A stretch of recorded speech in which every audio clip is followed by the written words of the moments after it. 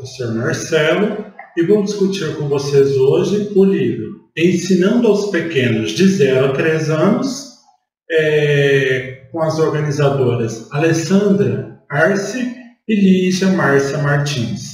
As duas são estudiosas da pedagogia histórico-crítica, que tem como base Marx, então são bases filosóficas, epistemológicas marxistas, né? Então são duas estudiosas da pedagogia histórico-crítica. Bom, o livro ele começa justamente com uma pesquisa realizada por uma grande estudiosa também, chamada Janaína Cassiano Silva.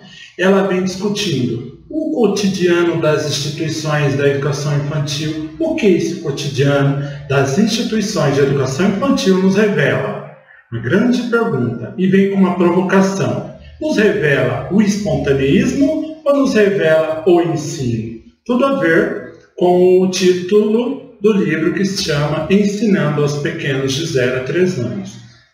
A grande pergunta que não nos faz calar: será que nós ensinamos as crianças menores de 3 anos? Crianças de 2, 1 ano, menos de 1 ano, aí na primeiro ano de vida, nós ensinamos? Então vamos refletir em cima dessas questões. Bom, a estudiosa tinha como problema da pesquisa dela as seguintes questões. Todas as crianças do ensino público recebem a mesma metodologia de educação? Há diferença de educação entre o ensino particular e o ensino público? O ensino público aí no caso municipal? Então, o local da pesquisa dela, os locais foram 2 escolas, a escola municipal e a escola particular. Nós temos aí 2 escolas para que ela possa fazer a pesquisa dela nesse capítulo. Bom, primeiramente ela foi até um projeto político-pedagógico, denominado também como um projeto curricular desse berçário, que é o berçário municipal. Bom, primeiramente ela analisou quais são as teorias que embasam esse projeto político-pedagógico. As teorias que embasavam na leitura dela foram Vallon, foram Piaget e também Vygotsky. Então o que a gente percebe é que há aí uma mistura de teorias que tem pontos divergentes, e não são poucos. Bom, ela percebe nesse documento também a defesa de que a criança é cidadã, porque ao nascer ela tem direitos, olha a palavra-chave aí, cidadã e direitos. Especialmente o direito, como diz lá no documento, o direito de ser feliz. Bom, essa criança também é produtora, ou seja, ela é ativa na produção do quê? Do conhecimento. Então, ela destaca esse documento, na verdade, destaca a criança como produtora do seu conhecimento. Bom, qual é o papel da escola no documento dessa escola pública municipal? A escola é vista como um espaço socioeducativo, ou seja, formado por uma sociedade de crianças com adultos que educam, né, reconstrói e constrói conhecimentos. A criança, quando fala de produção, também é tratado como construção de uma diversidade de conhecimentos. Ela reconstrói e constrói. Aí nós podemos ver Piaget, né, que é a linha construtivista. Piaget entra no destaque aí dessa escola como esse espaço onde a criança reconstrói e constrói os seus conhecimentos. Bom, esse documento também, né, a pesquisadora destaca a integração entre o cuidar e educar. São 2 ideias que se integram, né, que nessa escola a gente cuida e nessa escola a gente educa.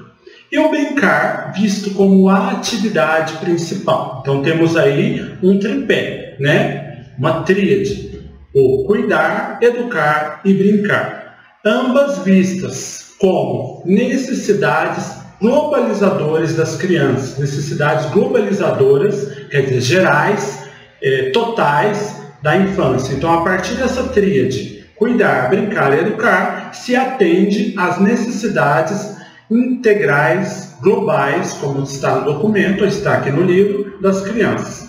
Qual é o papel do professor, segundo o documento, na escola pública municipal? A palavra está professor como o mediador. Mediador, aquele que media, que apresenta os conhecimentos para essas crianças dessa escola.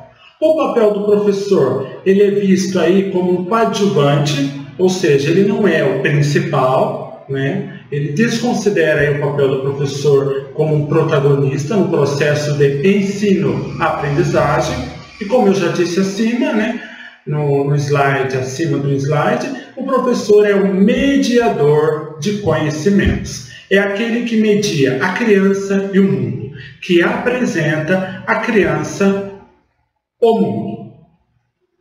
Bom, quais ações educativas de caráter educativo que a pesquisadora encontrou nesse documento? A primeira, a questão de considerar, de respeitar o coletivo, mas ao mesmo tempo atentando-se às necessidades individuais, certo? Então, coletivo, mas ao mesmo tempo um trabalho junto com as necessidades individuais. O cuidar e educar integrados, como já disse, e o processo de aprendizagem baseado no lúdico, ou seja, no brincar. E aí é tratado nesse documento também o brincar como lúdico. E também o brincar, esse lúdico, é considerado nesse documento, olha aí a expressão-chave, como elemento determinante na aquisição, na construção dos diferentes conhecimentos. E no sentido de cada vez mais ampliar esses conhecimentos. É outra expressão-chave aí apresentada pela autora. O brincar como forma da criança se apropriar, adquirir, construir os conhecimentos, incorporando os conhecimentos que ela já tem, ela vai ampliando. Então a escola tem o papel importante também de ampliar.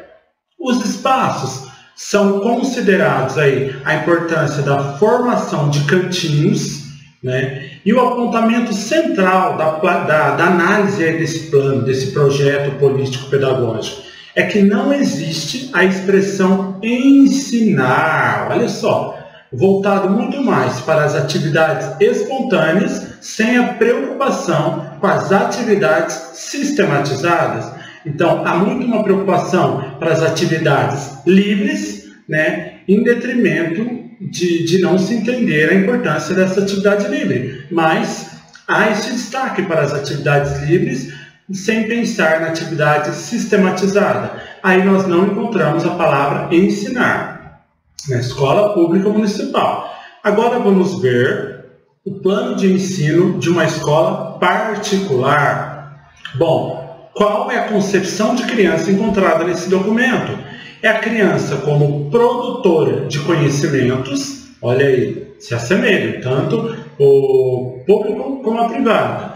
Criança é protagonista, ela é centro, né? Ela é ativa no processo ensino-aprendizagem. O professor, aí no caso, ele é considerado como um modelo, onde precisa ter coerência naquilo que ele diz e aquilo que ele faz. Olha Paulo Freire aí.